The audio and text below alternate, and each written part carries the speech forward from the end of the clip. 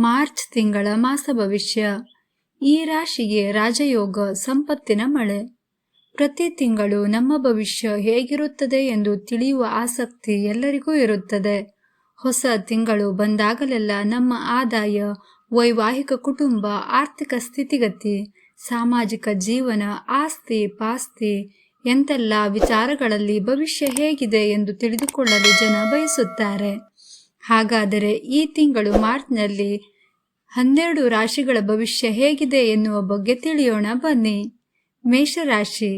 ಈಗ ನಿಮಗೆ ಗುರುಬಲ ಇನ್ನೂ 3 ತಿಂಗಳು ಇದ್ದು ಎಲ್ಲ ಕೆಲಸಗಳು ಸುಲಭವಾಗಿ ನಡೆಯುತ್ತದೆ. ಶನಿ ಮುಂದಿನ ಯುಗಾದಿಯವರೆಗೆ ಲಾಭಸ್ಥಾನದಲ್ಲಿ ಇರುವುದರಿಂದ ಈ ತಿಂಗಳು ನೀವು ಎಣಿಸಿದ್ದ ಯೋಜನೆಗಳಲ್ಲಿ ಸಫಲತೆ ಕಾಣಬಹುದು. ಹಣದ ಹರಿವು ಉತ್ತಮವಾಗಿದೆ. ಈಗ ಕೇತು ಕೂಡ 6ನೇ ಮನೆಯಲ್ಲಿ ಮೇ ತನಕ ಇದ್ದು ಇದು ನಿಮಗೆ ಹಣದ ಹರಿವನ್ನು ಉತ್ತಮಪಡಿಸುತ್ತಾನೆ. ಮಾನಸಿಕ ದೈಹಿಕ ಶಕ್ತಿಯನ್ನು ವೃದ್ಧಿಪಡಿಸುತ್ತಾನೆ. ಧೈರ್ಯ ಸಾಹಸ ಕೆಚ್ಚು ಕೊಡುತ್ತಾನೆ.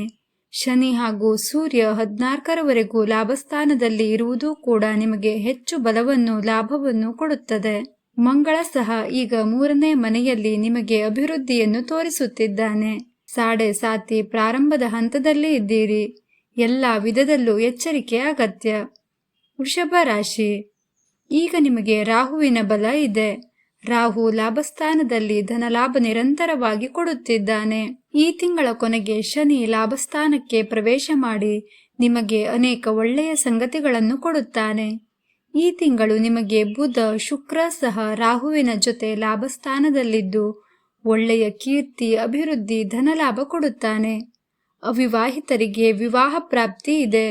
ಈಗಿನಿಂದಲೇ ಸಂಬಂಧಗಳನ್ನು ಹುಡುಕುವುದು ಒಳ್ಳೆಯದು. ವೃತ್ತಿಯಲ್ಲಿ ಒಳ್ಳೆಯ ಸ್ಥಾನ ಮಾನ ದೊರೆಯುತ್ತದೆ. ಶತ್ರುಗಳು ದೂರವಾಗುತ್ತಾರೆ.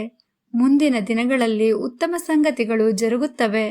ನಿಮಗೆ ಧನಲಾಭ, ಕಾರ್ಯಸಿದ್ಧಿ, ಒಳ್ಳೆಯ ಹಿತೈಷಿಗಳ ಸಹವಾಸ, ಕೌಟುಂಬಿಕ ಸೌಖ್ಯ ಮೊದಲಾದ ಶುಭ ಸಂಗತಿಗಳು ನಿಮ್ಮದಾಗಲಿದೆ. ಮಿಥುನ ರಾಶಿ.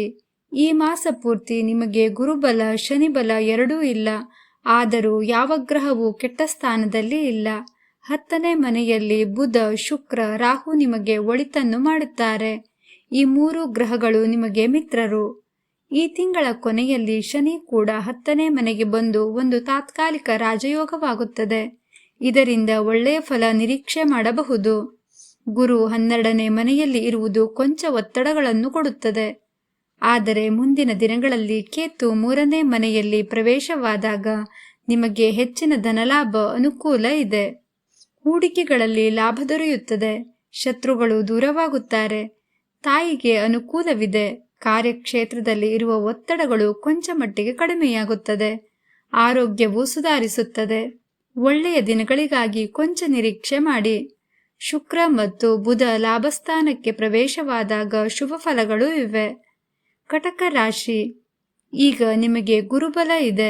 ಲಾಭ ಸ್ಥಾನದಲ್ಲಿ ಇರುವ ಗುರು ನೇರವಾಗಿದ್ದು ನೀವು ಮಾಡುವ ಕೆಲಸಕ್ಕೆ ಅಡೆತಡೆಗಳನ್ನು ನಿವಾರಣೆ ಮಾಡಿ ನಿಮ್ಮ ಯೋಜನೆಗಳು ಫಲಪ್ರದವಾಗುವ ಹಾಗೆ ಮಾಡುತ್ತಾನೆ. ಈ ತಿಂಗಳ ಕೊನೆಗೆ ಅಷ್ಟಮ ಶನಿಯಿಂದ ಸಂಪೂರ್ಣ ಬಿಡುಗಡೆ ದೊರೆತು ನಿಮ್ಮ ಸಂಕಷ್ಟಗಳಿಂದ ಹೊರಬರುತ್ತೀರಿ. ಈಗಾಗಲೇ ನಿಮಗೆ ಶುಭ ಸೂಚನೆ ದೊರೆಯುತ್ತಿದೆ. ಮನಸ್ಸಿಗೆ ಆಹ್ಲಾದ ಎನಿಸುತ್ತದೆ.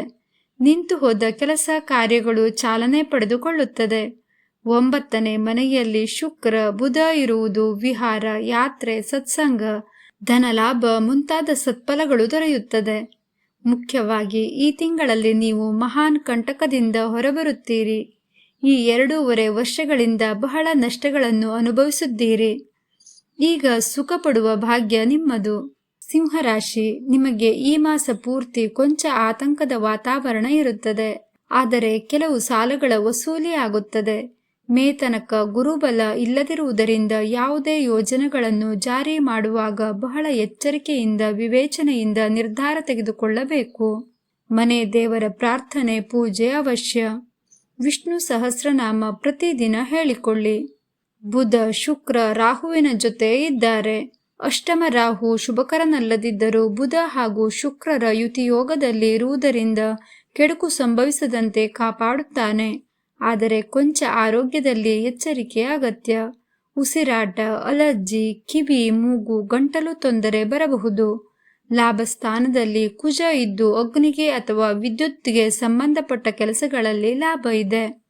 ಕನ್ಯಾ ರಾಶಿ, ಈಗ ನಿಮಗೆ ಗುರು ಬಲ, ಶನಿ ಬಲ ಎಲ್ಲವೂ ಇದೆ. ಈಗ ಸಮಯ ಆಹ್ಲಾದಕರವಾಗಿದೆ. ಆದರೆ ಶನಿ ಇನ್ನು ಕೆಲವೇ ದಿನಗಳಲ್ಲಿ 6ನೇ ಮನೆಯಿಂದ 7ನೇ ಮನೆಗೆ ಪ್ರವೇಶವಾಗುತ್ತಾನೆ. ಶನಿಯ ಬಲ ನಿಮಗೆ ಕಡಿಮೆ ಆಗುತ್ತದೆ. ಆದರೆ ಮುಂದಿನ ದಿನಗಳಲ್ಲಿ ರಾಹು 6ನೇ ಮನೆಗೆ ಬಂದು ಕೇತು ನಿಮ್ಮ ರಾಶಿಯನ್ನು ಬಿಟ್ಟು ಸಿಂಹ ರಾಶಿಗೆ ಪ್ರವೇಶವಾಗುತ್ತಾನೆ. ಇದು ನಿಮಗೆ ಒಳ್ಳೆಯ ಫಲಗಳನ್ನು ನೀಡುತ್ತದೆ. ಆರೋಗ್ಯ ಸುಧಾರಿಸುತ್ತದೆ. ಮುಂದಿನ ದಿನಗಳಲ್ಲಿ ಗುರುವಿನ ಬದಲಾವಣೆ ನಿಮಗೆ ಅಷ್ಟೊಂದು ಶುಭದಾಯಕವಾಗಿಲ್ಲ. ಹಾಗಾಗಿ ಕಾರ್ಯಕ್ಷೇತ್ರದಲ್ಲಿ ಒತ್ತಡ, ಕೌಟುಂಬಿಕ ತಲ್ಲಣಗಳು ಎದುರಾಗಬಹುದು.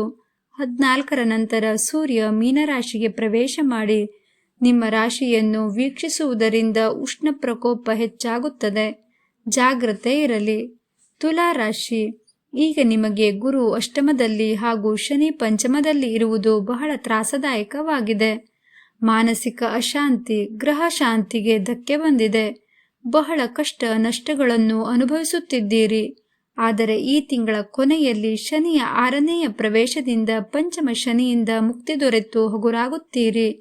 ಹಾಗೂ ಮುಂದಿನ ದಿನಗಳಲ್ಲಿ ಗುರುವಿನ ಭಾಗ್ಯಸ್ಥಾನ ಪ್ರವೇಶದಿಂದ ಸಕಲ ವಿಷಯಗಳಲ್ಲೂ ಶುಭ ಫಲಗಳು ಸಿಗಲಿದೆ.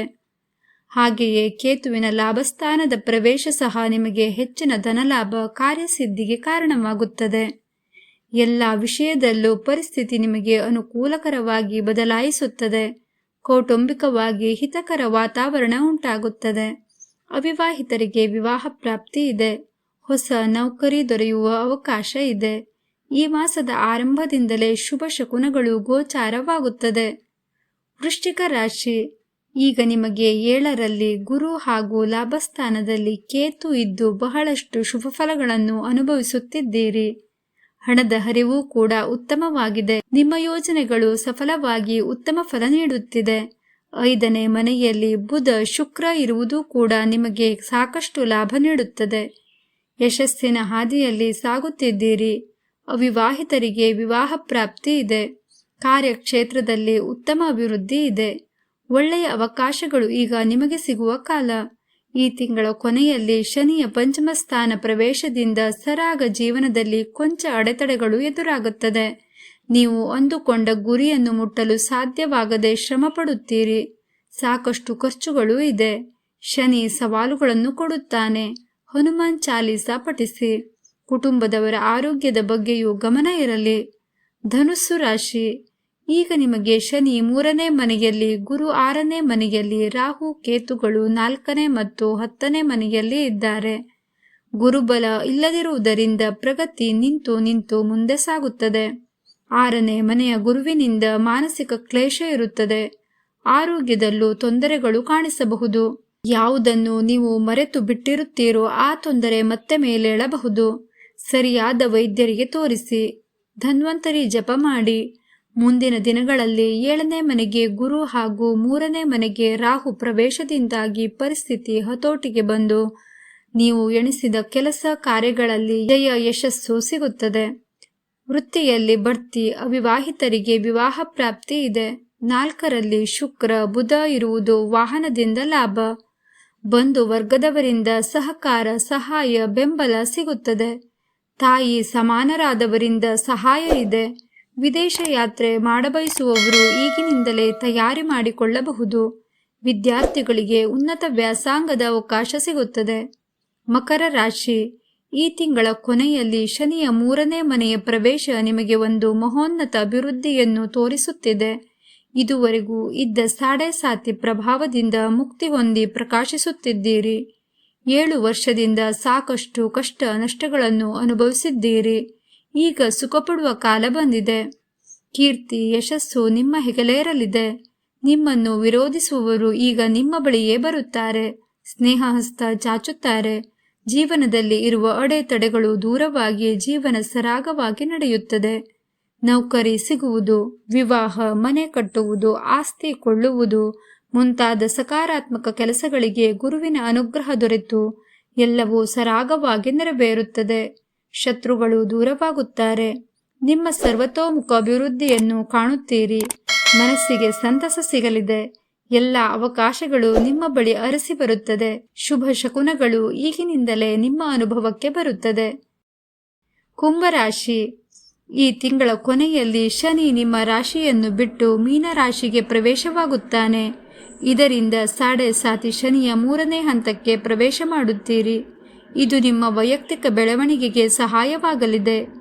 ಈಗ ನಿಮಗೆ ಚತುರ್ಥದಲ್ಲಿ ಇರುವ ಗುರುವಿನಿಂದ ಜೀವನದಲ್ಲಿ ಅಡೆತಡೆಗಳು, ನಕಾರಾತ್ಮಕ ಸಂಗತಿಗಳೇ ಕಾಣುತ್ತಿವೆ. ಯಾವ ಕೆಲಸಕ್ಕೆ ಕೈ ಹಾಕಿದರೂ ಮುಂದುವರಿಯುವುದಿಲ್ಲ. ಕೋರ್ಟು ಕಚೇರಿ ಅಲದಾಟ, ಧನಹಾನಿ, ಮಾನಹಾನಿ ಮೊದಲಾದ ಮನಸ್ಸಿಗೆ ನೋವು ಕೊಡುವಂಥ ಘಟನೆಗಳು ನಡೆಯುತ್ತಿವೆ. ಮುಂಬರುವ ದಿನಗಳಲ್ಲಿ ಗುರು ನಿಮ್ಮ ರಾಶಿಯಿಂದ 5ನೇ ಮನೆಗೆ ಪ್ರವೇಶ ಮಾಡಿದಾಗ ಕೊಂಚ ಉಸಿರಾಡುವಂತಾಗಿ ಕೆಲವು ಶುಭ ಸೂಚನೆಗಳು ಸಿಗುತ್ತದೆ. ಒತ್ತಡಗಳಿಂದ ದೂರವಾಗುತ್ತೀರಿ. ಕತ್ತಿನ ತೂಗುತ್ತಿರುವ ಕತ್ತಿಯಿಂದ ತಪ್ಪಿಸಿಕೊಳ್ಳುತ್ತೀರಿ. ಈ ತಿಂಗಳ ಕೊನೆಯಿಂದ ಸಾಡೆ ಸಾತಿಯ ಕೊನೆಯ ಭಾಗಕ್ಕೆ ಬರುವುದರಿಂದ ಹೆಚ್ಚು ತೊಂದರೆಗಳು ಇರುವುದಿಲ್ಲ. ಮುಂದೆ ಗುರುಬಲವು ಸಿಗುವುದರಿಂದ ನಿಮ್ಮ ಸಮಸ್ಯೆಗಳು ಬಹಳಷ್ಟು ಪರಿಹಾರ ಕಾಣಲಿದೆ. ಈ ತಿಂಗಳ ಪೂರ್ತಿ 2ನೇ ಮನೆಯಲ್ಲಿ ಶುಕ್ರ ಬುಧ ಇರುವುದು ನಿಮಗೆ ಶುಭ ಫಲಗಳನ್ನು ಕೊಡುತ್ತದೆ. ಮೀನರಾಶಿ, ಈಗ ಸಾಡೆ ಸಾತಿಯ ಮೊದಲ ಭಾಗದಲ್ಲಿ ಇದ್ದು ಬಹಳ ಕಷ್ಟ ನಷ್ಟ ಅನುಭವಿಸುತ್ತಿದ್ದೀರಿ. ಗುರುಬಲವು ಈಗ ಸದ್ಯಕ್ಕೆ ಇರುವುದಿಲ್ಲ. ಈಗ 3ನೇ ಮನೆಯಲ್ಲಿ ಇರುವ ಗುರು ಅಲ್ಪ ಭಾಗ್ಯಗಳನ್ನು ಕೊಡುತ್ತಾನೆ. ಕೌಟುಂಬಿಕ ಜೀವನ, ವಿದ್ಯಾಭ್ಯಾಸ, ಹಣಕಾಸು ಸ್ಥಿತಿ ಎಲ್ಲವೂ ಕೊಂಚ ಕಷ್ಟವಾಗಿಯೇ ಇರುತ್ತದೆ. ಈ ತಿಂಗಳ ಕೊನೆಯಲ್ಲಿ ಶನಿಯು ನಿಮ್ಮ ರಾಶಿಯನ್ನೇ ಪ್ರವೇಶ ಮಾಡುತ್ತಾನೆ. ಅಲ್ಲಿಗೆ ಸಾಡೆ ಸಾತಿಯ ಮೊದಲ ಭಾಗ ಮುಗಿಯುತ್ತದೆ. ಈಗ ಬಹಳಷ್ಟು ಹಣಕಾಸಿನ ಖರ್ಚುಗಳು ಆಗಿವೆ. ಅದು ಕೊಂಚ ಹಿಡಿತಕ್ಕೆ ಬರುತ್ತದೆ. ಮುಂದೆ ಕೇತು 6ನೇ ಮನೆಗೆ ಪ್ರವೇಶವಾದಾಗ ನಿಮಗೆ ಹಣಕಾಸಿನ ಸ್ಥಿತಿ ಕೊಂಚ ಮಟ್ಟಿಗೆ ಸುಧಾರಿಸುತ್ತದೆ.